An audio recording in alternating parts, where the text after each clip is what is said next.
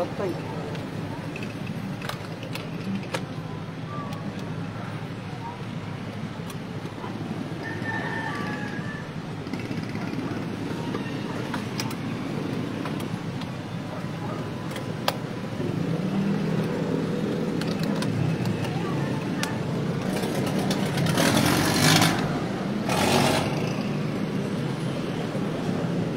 Ang hiya ba sa ganito kung ano ko, kapot.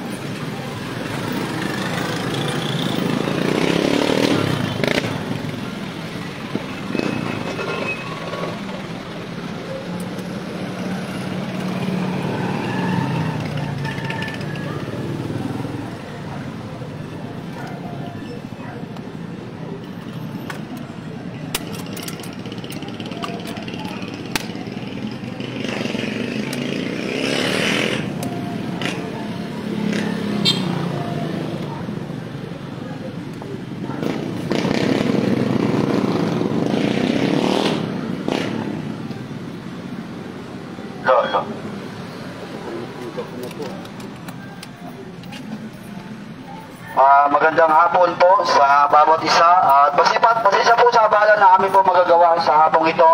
Kami po yung mga ngaral from Macedonia Baptist Bible Church at narito kami upang magbahagi lamang po ng libreng salita po ng Diyos patungkol po sa katiyakan ng pagtungo sa langit. At bago po kami magsisimula, kami muna po ay magbibigay po ng libreng awitin para po sa mga tao na handa po makinig na salita po ng Panginoon. Sige din.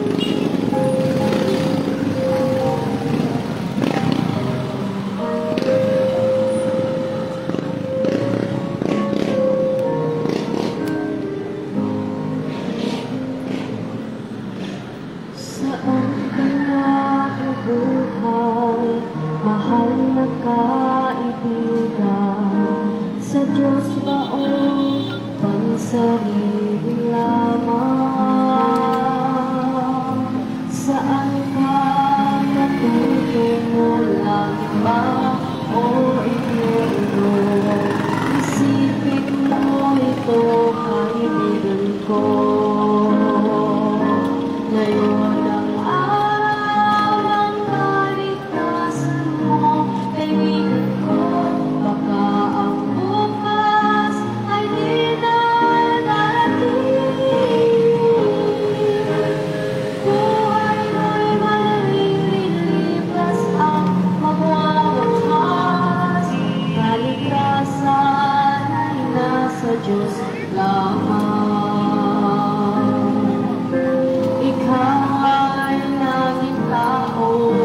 Mahal na kaibigan, upang maglingkod sa Diyos lamang.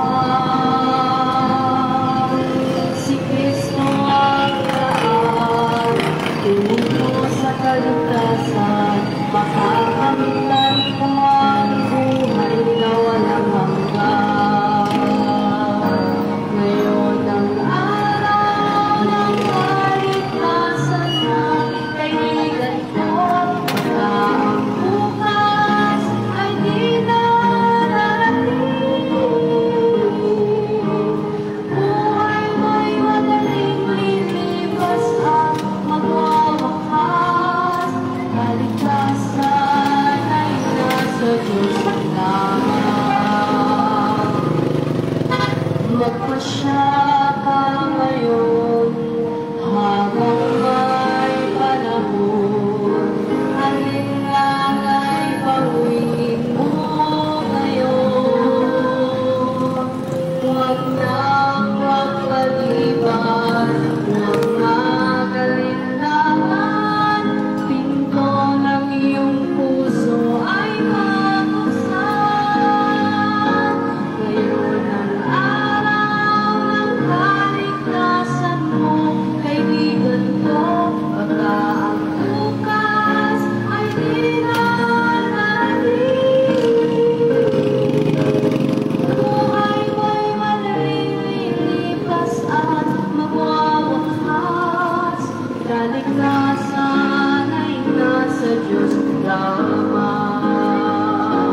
Ngayon ang araw ng kaligtasan mo,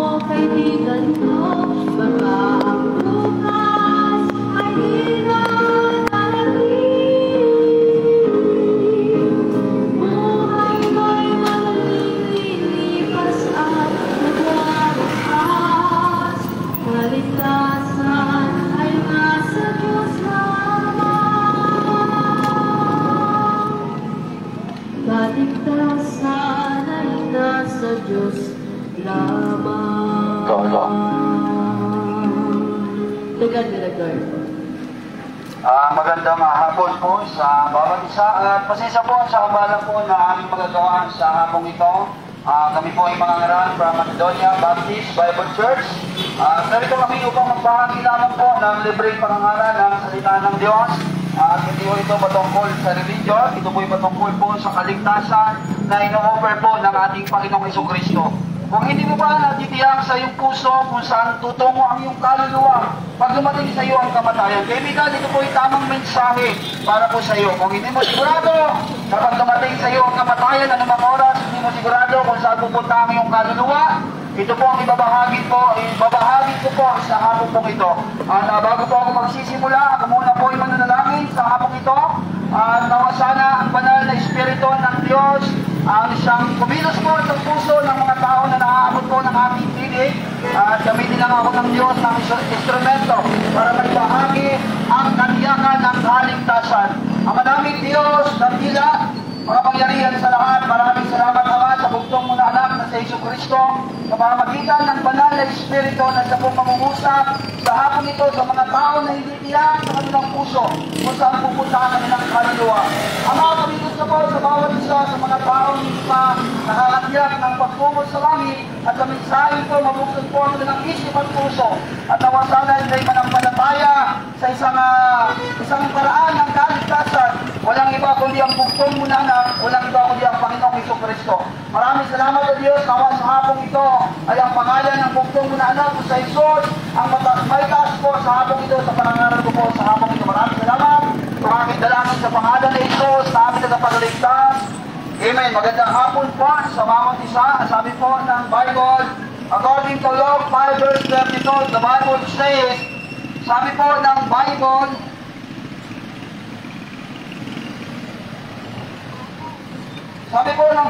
sa Luke chapter 5 verse 32, I came not to call the righteous, but sinners to repentance. Sabi po ng Tagalog, hindi ako pumarito upang tawagin ang mga matuwid, kundi ang mga makasalanan sa pagsisisi. Kaibigan, sabi po ng Bible, ang ating Panginoong Isus ay bumaba dito 2,000 na karaan, hindi para po sa matutuwid, kundi po sa ating mga makasalanan. At alam naman natin kaibigan, ang sabi ng Bible, as it is written, there is none righteous, no not one. Kaya nang natusulat, walang matuwid, wala kahit isa. Lahat ng tao na nabubuhay sa mundo ito, lahat po tayo ay mga makasalanan. Yan po ang sabi ng Biblia, mahal kong kaibigan. Kaya po may Bible, ang Bible po ay ikinasulat ng Diyos sa mga banal, sa pamamagitan po ng banal na Espiritu na maisulat po ang adakilang mensahe po para po sa mga tao na gaya po natin ng mga makasalanan. Ibinigay po ang Biblia para malaman ho natin kung ano ba talaga ang Diyos at sino ba talaga ang Diyos ng Biblia. Kaibigan, sa hapong ito, nais ko pong ipabot ang kalagayan po natin sa harapan po ng ating Panginoon. Ano ba ang kalagayan ng tao sa harapan po ng Diyos? Kaibigan, sabi po ng Bible, Romans 3 verse 23, for all have sinned and come short of the glory of God, sapagkat ang lahat ay nangagkasala nga at hindi nakaabot sa kalatian ng Diyos. Malinaw po ang mensahe ng salita ng Diyos according to Romans 3 verse 23, sapagkat ang lahat ay nangagkasala nga at hindi nakaabot sa kalatian ng Diyos. Ano man po ang estado o kalagayan ng iyong buhay, mahirap ka man, mayaman ka man, presidente ka man, ano man po ang kalagayan ng iyong buhay sa mundo ito, the Bible says, for all have sinned and come short of the glory of God. Problema po ng tao sa harapan ng Diyos, lahat po tayo ay mga makasalanan.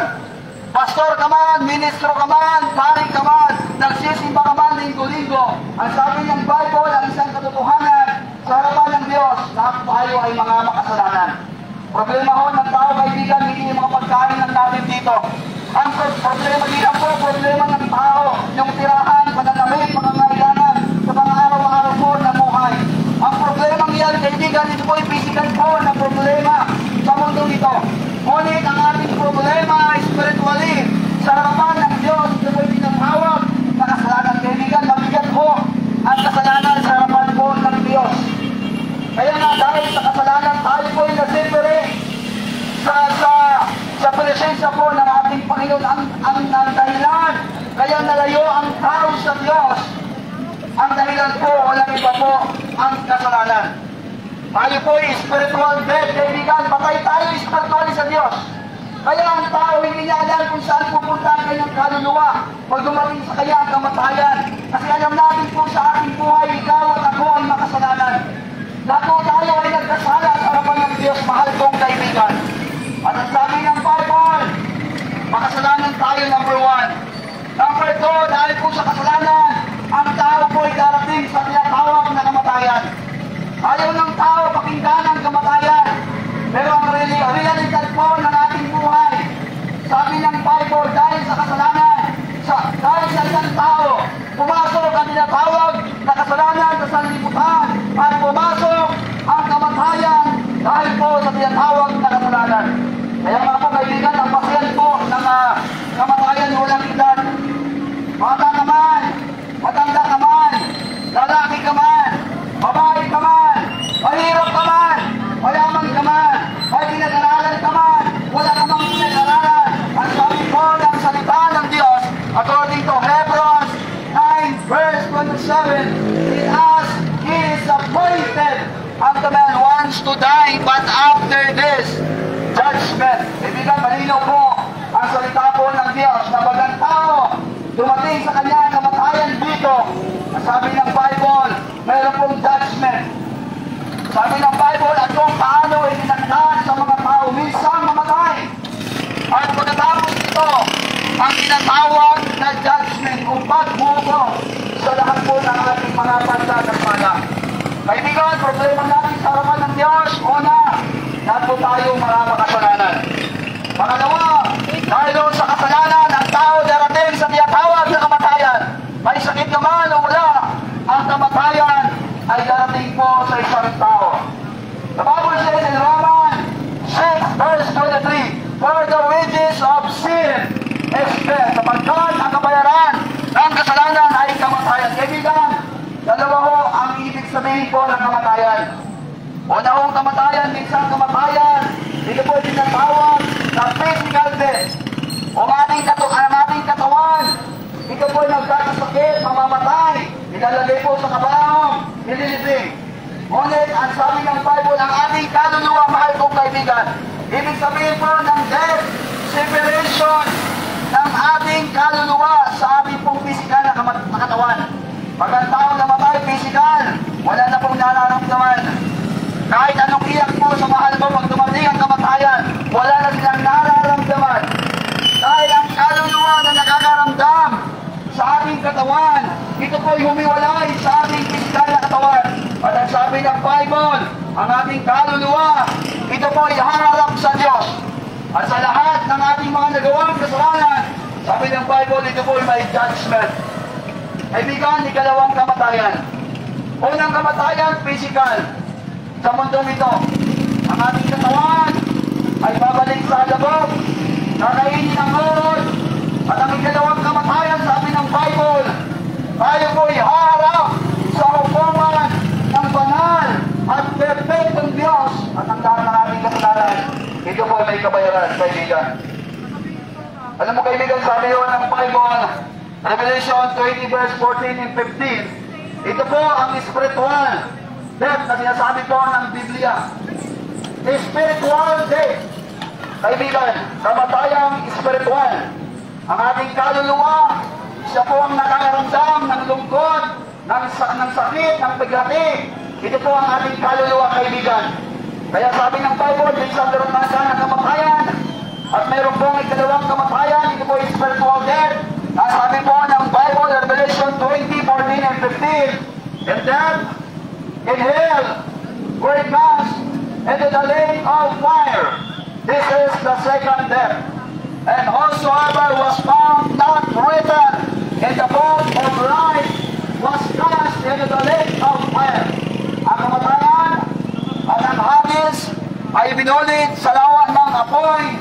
Sa malatuwid, ito ang ikalawang kamatayan. At ang sino mang hindi nasumpungan na naisulat sa aklat ng buhay ay binulit sa lawa po ng apoy. Kaibigan, sa hapong ito nawa, sana buksan mo ang puso at ang hintay nga sa pakikinig ng libreng pangangaral ng salita ng Diyos. Kaibigan, makasalanan tayo. Dahil sa kasalanan ng tao dumarating sa kamatayan, ayaw mang mamatay. Pero sabi ng Bible, as it is appointed unto man once to die, but after this, the judgment. Darating po sa atin ang kamatayan. At ang sabi ng Bible, may ikalawang kamatayan, spiritual death. Apoy na hindi namamatay, lake of fire. At may uod na hindi namamatay, sabi po ng Bible. At ang kaluluwa ng isang tao, mapunta dito sa tinatawag na lake of fire. Sabi ng Bible, maghihirap ang ating kaluluwa, araw at gabi magpakailanman. Kaibigan, huwag kang matakot sa multo. Huwag kang matakot sa mga problema at pagsubok sa iyong buhay. Ang mas nakakatakot na ba't ang tao dumating sa kanya ang kamatayan at hindi niya tiyak ang pagtungo sa langit na kayo po'y pupunta sa impyerno.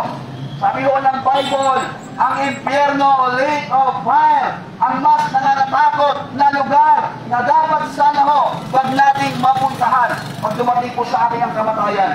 Kaibigan, may Biblia, may mga ngaral na nagbibigay ng paalala sa atin habang may buhay pa. Ang biyaya ay mararanasan ng isang tao habang may buhay pa siya. Sa impyerno, wala nang biyaya, doon ay galit ng Diyos. Doon ng Diyos, doon po sa impyerno. Pero ang biyaya, ang goodness ng Diyos, habang nabubuhay ang tao, may pagkakataon na mabiyak po ang langit. Kaibigan, mahal tayo ng Panginoon.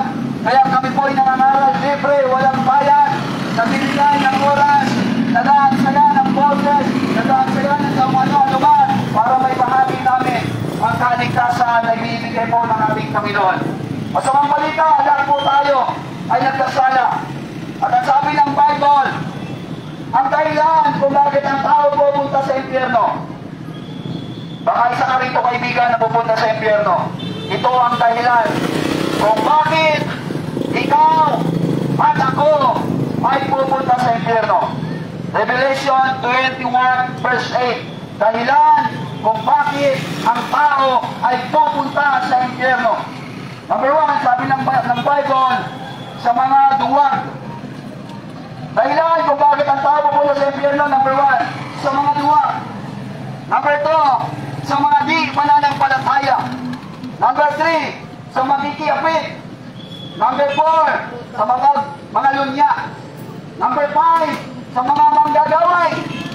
Number 6, sa mga mangkukulang. Number 7, sa mga mamatay tao. Number 8, sa mga sumasamba sa Diyos-Diyosan. Kung lahat ng aking nabanggit ay hindi mo ginawa sa iyong buhay, praise the Lord, salamat sa Panginoon. Pero lahat ang huling-huli itong babanggitin, lahat ng ito ay ang ginawa sa aking buhay. Ang sabi ng Bible, all liars shall cast into the lake of fire. This is the second death. Sa lahat ng mga sinungaling ay mayroong kabahagi sa apoy at asupre na siyang ikalawang kamatayan. Kaibigan, ang sabi ng Bible, lahat ng tayo ay nakapagsinungaling. Una sa Diyos at pangalawa sa kapwa natin, sa aming magulang, sa aming classmate, sa aming kaibigan. Sabi ng Bible, lahat ng mga sinungaling ay mayroong kabahagi sa apoy at asupre na siyang ikalawang kamatayan. Shoot na shoot tayo doon, kaibigan. Makasalanan tayo, nakapagsinungaling tayo. Shoot na shoot tayo sa impyerno. At sa magbalita kaibigan, kahit mamuling tao ka, kahit nalilingit ka, kahit nagbibigay ka ng simbahan, sabi ng Bible, all liars shall pass into the lake of fire. This is the second death. Masamang balita, lahat po tayo ay nakapagsinungaling. Pupunta tayo ng impyerno. Kahit nalilingit ka. Pero ang mamuling balita ang Bible ay hindi nagtatapos sa masamang balita, kaibigan. Ang Bible ay hindi nagtatapos sa masamang balita.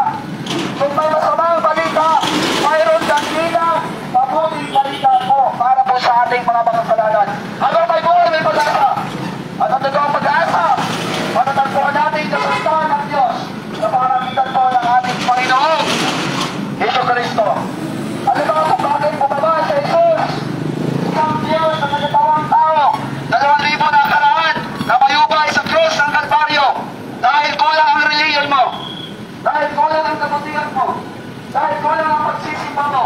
Kaya ang Diyos nagkatawang tao ipinanap sa samsaman sa pamagitan ng Pere-Pere ng alay ng buhay sa krus ng Kalbaryo para tubusin tayong mga makasalanan. Ano kaibigan?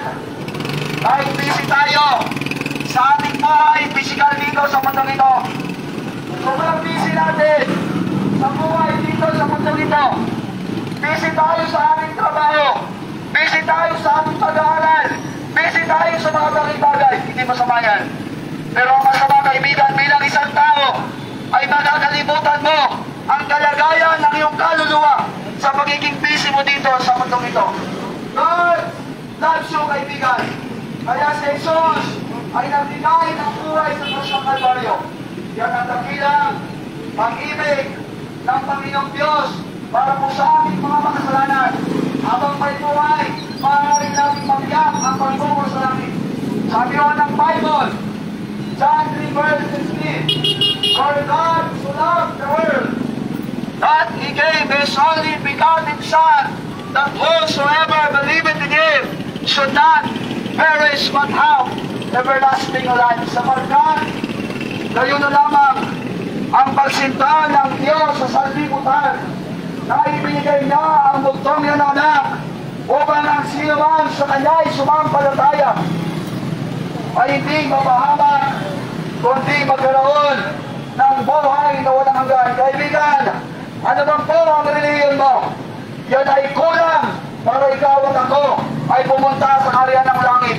Ano man po ang kabutihan sa iyong kapwa, lahat yan ay kulang sa harapan ng Diyos dahil tayong mga makasalanan.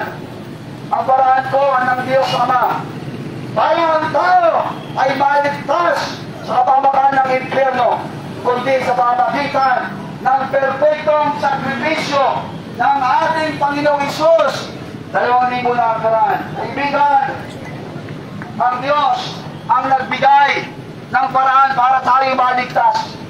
Ang Diyos ang gumawa ng paraan para tayo ay makatungo sa kaharian ng langit. Hindi po sa ating good works, hindi po sa ating religion. Lahat yan ay kulang dahil sabi ng Bible, lahat tayo ay nagkasala. Ano ba kaibigan? Mabigat po ang kabayaran ng kasalanan ng kamatayan. Kabayaran po ng ating kasalanan ng kamatayan, kaibigan. Kaya ang Panginoong Hesus ay binigay niya ang kanyang buhay dahil ang kabayaran ng kasalanan ay kamatayan.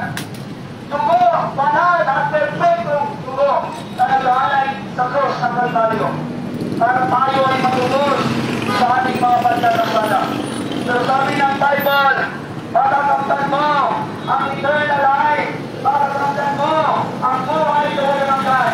Kung sasampalatayanan mo ng tunay sa iyong puso na si Jesus ay naghalay ng buhay sa iyo, 2,000 na kraan sa ipinako sa krus, namatay, inilibing at pagkalipas ng 3 araw, siya po'y muling nabuhay sa mga patay.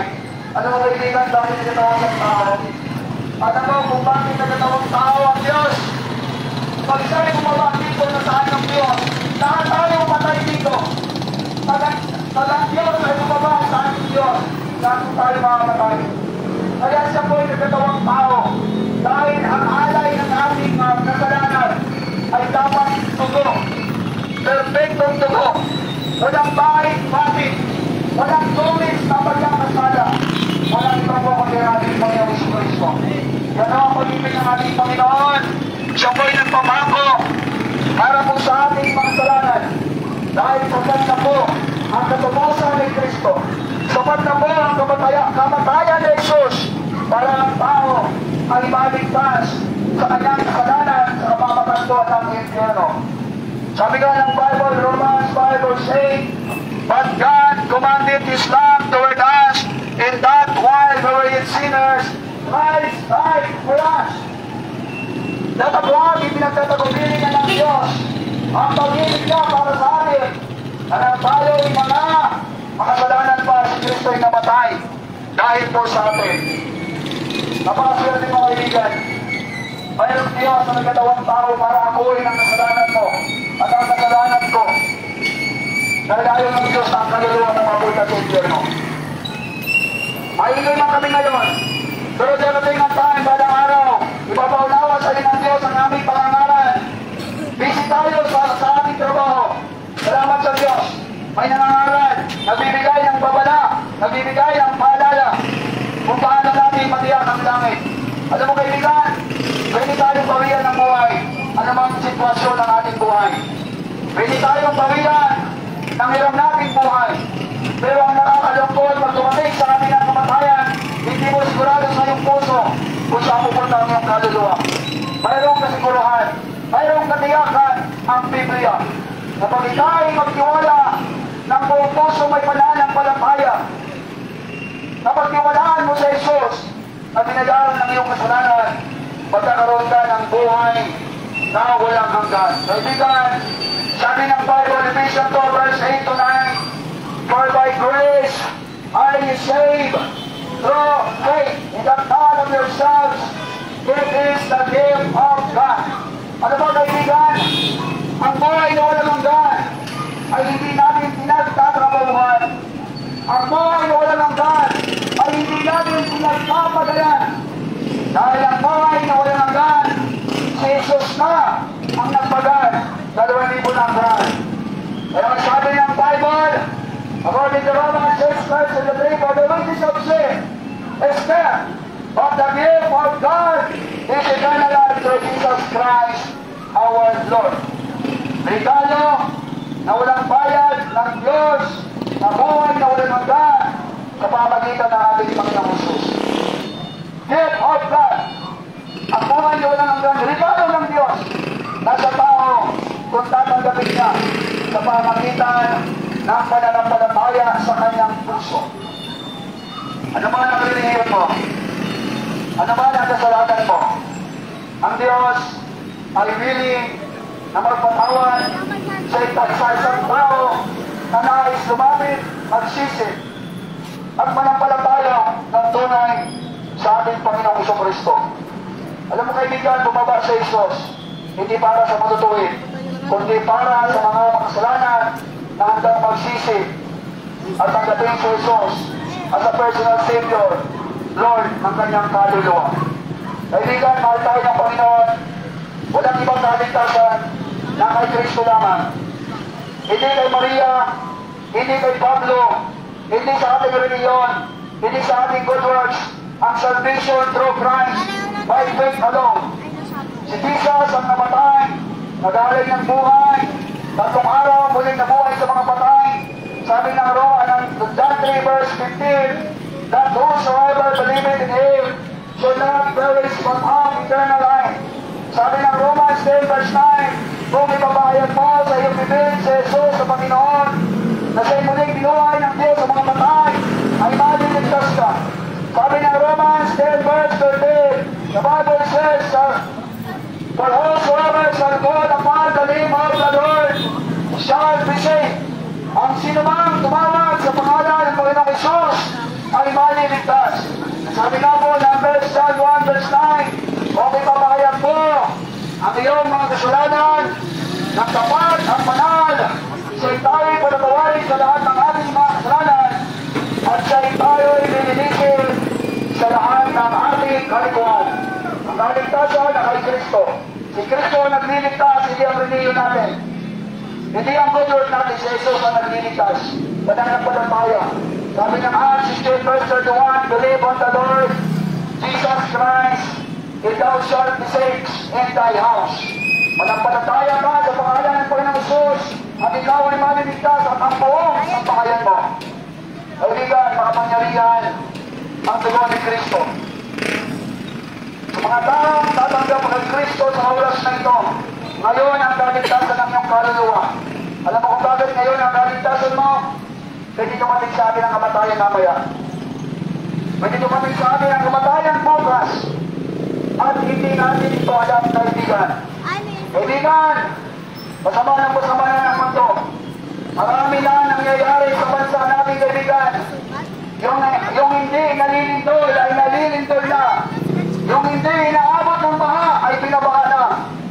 Tandaan mo, kaibigan, lahat na nangyayari sa bansang Pilipinas sa mundo ito, yan po ay may babala ang ating Diyos, kaibigan. Nawa sana, habang may buhay ka, may totoong pag-asa. At ang totoong pag-asa, mararamtan mo kay Kristo. Walang iba kundi yung eternal life. Sabi nga po, walang verse 28. Come unto me, all ye are that labor in our heaven live, and I will give you rest. Magsiparito kayong mga nagbabagal, at bibigyan ko kayo ng kapahingahan. At totoong kapahingahan na kay Kristo. Kaibigan, mapapagod tayo. Kaibigan, dami nating problema sa mundo ito. Kaibigan, dami nating kabigatan sa buhay natin ito dito sa physical na buhay. Alam mo kung bakit nararanasan natin yan? Nais ng Diyos ay paunawa sa ating bilang isang tao. Meron na tayong limitasyon. Meron tayong kailangan. Meron tayong pagpagsak. Pero may dakilang Diyos na nais po sa ating tumulong. Siyang Diyos na mga pangyarihan, walang limitasyon. Powerful na Diyos, kaibigan. May problema ka ba? May kabigatan ka ba? Lapit mo sa Panginoon. At ang Diyos ang magbibigay sa atin ng tunay na kapayapaan. Nausala, kaibigan, sa mensahe ito, sa hapon ito, ay nagbigay po sa ating paalala. Mayroon palang natiyakan ng langit habang nabubuhay tayo. Nasa Biblia pala, sa pamagitan ng pananampalataya sa ating Panginoong Kristo. Tunay na pananampalataya, kaibigan. Totoong pananampalataya sa ating puso. Aminin mo na makasalanan ka. Aminin mo na mahina ka. Aminin mo na kulang ka. At tanggapin mo sa Jesus bilang Panginoon at sarili mo tagapagligtas. Sabi ng John 14 verse 6, Jesus saith unto him, I am the way, the truth, and the life. No man cometh unto the Father but by me. Sa Jesus ang daan. Sa Jesus ang katotohanan. Sa Jesus ang buhay. Walang mga kalapit sa Ama, kundi sa pamagitan ng ating Panginoong Isus. Wala sinabi sa Bible na pumasok ka sa reliyon, maliligtas ka. Walang sinabi ang Bible na gumawa ka ng maraming kapatian, pupunta ka ng langit. Hindi ka sinabi ng Bible na mag-alay-lakad ka para magkaroon ka ng buhay na walang hanggan. Walang sinabi ang Bible na lumuhit ka sa mga gawa-gawa ng tao. Sabi ng Bible, sa Jesus ang daan, sa Jesus ang katotohanan, sa Jesus ang buhay. Walang mga kalapit sa Ama kundi sa pamagitan ni Jesus. Sa Jesus ang nagbibigay po ng buhay na walang hanggan. Huwag kang magpamulaw sa tradisyon na nililiyon mo. Basahin mo ang Bible. Nasa Bible ang katotohanan. Ang Bible binigay ng Diyos para malaman mo ang truth, yung katotohanan na nagmamula sa salita ng Diyos. Ang Diyos lang ang totoo. Tayo mga sinarating tayo. Tayo mga kasalanan tayo. Ang Diyos lang ang totoo, kaibigan. Pag ang Diyos ang nagsalita, kapag tumanggap ka, manampalataya ka, may buhay na walang hanggan ka. Hebrews 10:17, pag manampalataya ka sa pangalan ng Panginoong Isus, lahat ng iyong kasalanan papatawarin ng Diyos. Sabi nga ng Bible, is Isaiah, yung mapula ay papaputin niya kasi puti ng hiyebe. Ganyan po ang patawad ng Panginoon. Pag ikaw'y nagsisi, manampalataya sa Panginoon, lahat ng kasalanan mo, past expiation, nakalimutan ng Panginoon niya. Ganyan po ang Diyos, kaibigan. Ang tao na papatawan, pero maalala pa rin yung nakaraan. Pero ang Diyos may nagpatawan, makalimutan niya lahat ng nakaraan. Pati yung magiging kasalanan po natin, kaibigan. Ano sabi ng Bible, pag ikaw'y sasampalataya sa anak ng Diyos, ibigyan ng Diyos ang karapatan bilang tawaging anak ng Diyos. Hindi ka lahat ng tao di anak ng Diyos. Kaya maraming tao palamura. Maraming tao ang sinisira ang buhay sa bisyo. Dahil hindi lahat ng tao ay anak ng Diyos. Magiging anak ka lang ng Diyos pag sinapalataya naman sa Jesus. Alam mo, kaibigan, pag anak ka ng Diyos, bimitawan mo yung mga bagay na mali na ayaw ng Diyos sa buhay ng isang anak ng Diyos. At ang kaibigan, pag anak ka ng Diyos, really kang tumalikod sa vision ng kasalanan. At ang kaibigan, pananampalataya ang paraan ng Diyos, walang iba sa ating Panginoon sa Kristo. Sana, kung saan ka mga lugar ngayon, nakatayo ka man, nakaupo ka man, naunawaan mo ang pangangaral ng katiyakan na malamit. At nalaman mo, tayo pala mga makasalanan, tayo pala nakapagsinungaling. At ang sabi ng Bible, sapat na pala ang sinungalingan na tayo pupunta sa impyerno. Ngunit may kaligtasan pala. na kay Kristo pala ang kaligtasan. Kaibigan, nais mo bang maligtas sa oras na ito? Kumilos pa ang banal na Espiritu ng Diyos sa pakikinig mo ng salita ng Diyos. Ngayong oras na ito, kaibigan, tanggapin mo lang ang Panginoon. Nakaupo ka man ngayon, ano bang ginagawa mo? Kung naunawaan mo ang kaligtasan na turo ng Bible, gift of God is eternal life through Jesus Christ our Lord. Pwede mo ba akong sabayan sa oras na ito? Ito pa'y panalangin ng pagtanggap, kaibigan. Ang panalangin ito, nawa sana'y sabayan mo. Panalangin ng pagtanggap sa ating Panginoon. At ang panalangin ito, hindi makapagliligtas sa iyo.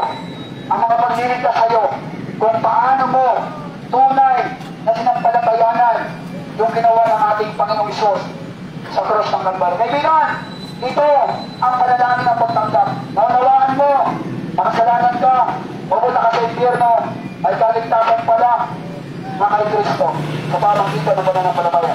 Kaibigan, sabayan mo ako sa gabi ito. Nais mo bang maligtas? Nais mo bang pumunta sa impyerno? Napakalinaw po ng misaya ng salita ng Diyos. Manampalataya ka sa pangalan ng Isus, ng Panginoong Isus, maliligtas ka. Kaibigan, sabayan mo ako sa panalangin. Ariin mo na ikaw ang nanalangin sa hapon ito. Dahil ang sabi nga po ng Bible, Romans 10 verse 13, ang sino mang tumawag sa pangalan ng Panginoong Isus, maliligtas ka. Ngayon, maaari kang maligtas. Baka ngayon ang kaligtasan mo. Mapakinggan mo ang pangangaral ng kaligtasan. Baka hindi ito nagkataon lang, kundi itinawon ng Diyos para marinig mo, para maligtas ka sa oras na ito. Kaibigan, ito ang panalangin ng pagtanggap. Nawa, sabayan mo ako na may pananampalataya ng tunay sa iyong puso. Panginoong Isus, nalaman ko sa aking buhay na ako'y makasalanan, papunta ng impyerno. Ngunit salamat, Panginoong Isus, nalaman ko sa iyong salita. Kung mayroong kapamakan ng impyerno, mayroong palang katiyakan ng buhay na walang hanggan. Panginoong Isus, ako po'y nagsisisi ng tunay sa aking puso sa lahat po ng aking mga pagkukulang at pagkakasala. Tinatanggap kita sa aking puso bilang aking Diyos at aking tagapagligtas. Pag-arihan mo ang aking puso, manahan ka sa aking buhay, at tinatanggap kita sa aking puso ng tunay na may pananampalataya sa pangalan ng Panginoong Isus. Amen. Kaibigan, kung sumabay ka sa maikling panalangin, na tunay na may pananampalataya, sabi ng Bible, sa oras na ito, mayroon kang katiyakan ng langit. At ang sabi ng Bible, pag ikaya ng palataya sa oras na ito ng tunay, lahat ng iyong mga pagkakasala ay pinatawad ng ating Panginoon. Yan po ang sabi ng Hebrews 10 verse 17. Ang iyong mga kasalanan at kasamaan ay hindi ko na alalahanin pa. Pangako ng Diyos sa mga tumanggap sa Kanya, eternal life. Ang eternal life, kaibigan, sa mga taong sumasampalataya, kailanman ay hindi nawawala. Ang kaligtasan ng buhay na walang hanggan, kaibigan, hindi nawawala. Pagtunay ka na ng palataya sa Panginoon. Dahil ang Diyos ang nag-iingat ng ating kaligtasan, hindi tayo. Pag tayo ang nag-iingat ng ating kaligtasan, pupunta tayo ng impyerno, makasalanan tayo eh. Kaya ang kaligtasan may pagkatiwala mo sa kamay ng Diyos. Ngayon, kung kailangan pala tayo sa Panginoon, tinanggap mo siya as a personal Lord and Savior ng iyong kaluluwa. Pag dumating sa'yo ang kamatayan, pupunta ka ng impyerno. At sa oras na ito, kung tinanggap mo siya, binibigyan ka ng kapangyarihan ng Diyos bilang tawaging anak ng Diyos. John 1 verse 12. But as many as receive Him, to them He gave power to become the sons of God, even to them that believe on His name. Natapos sila na nakipagtanggap sa Kanyang pangalan, ay sila lang binigyan ng kapangyarihan bilang tawaging mga anak ng Diyos. Baka hindi ka ba anak ng Diyos? Baka namumuhay ka pa wala sa kalooban ng Diyos.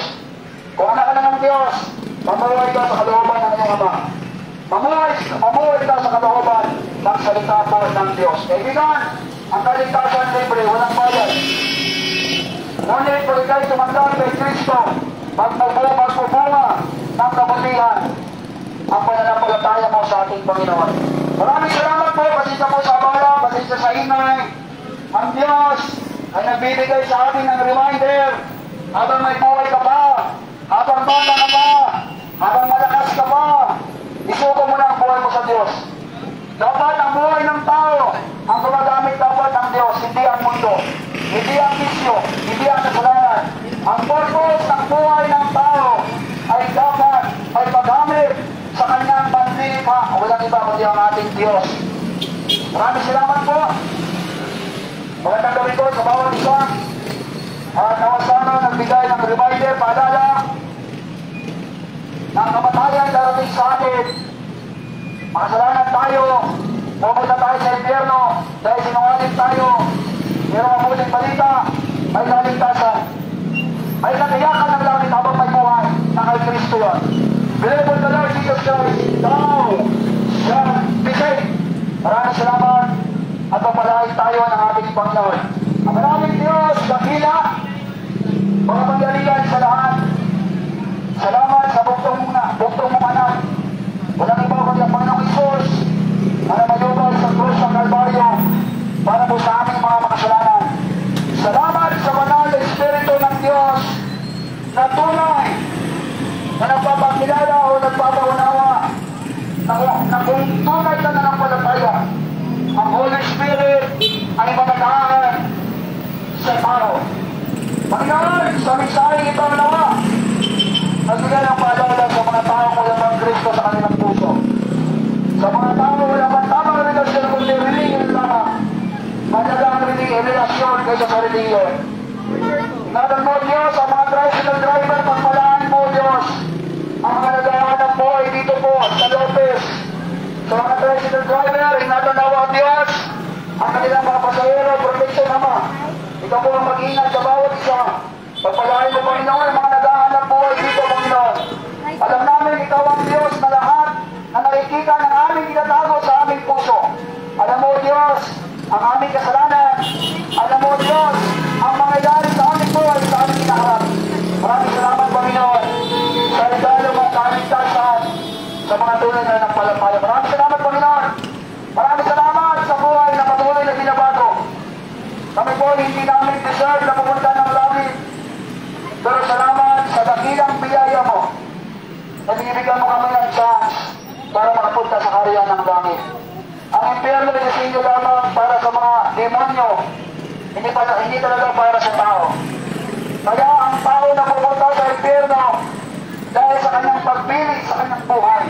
At sana ang tao habang may buhay pa, habang naririnig ka ang libre pangaral ng gospel o gunyo sa mabuting balita, tawa sila ay tunay na manampalataya sa iyong bugtong na anak, walang iba kundi sa Isus. Maraming salamat Ama, magpalain mo ang bawat isa. Maraming salamat, patawad sa pagkukulang at pagkakasala. In Jesus' name we pray. Amen. Maraming salamat po, magandang gabi.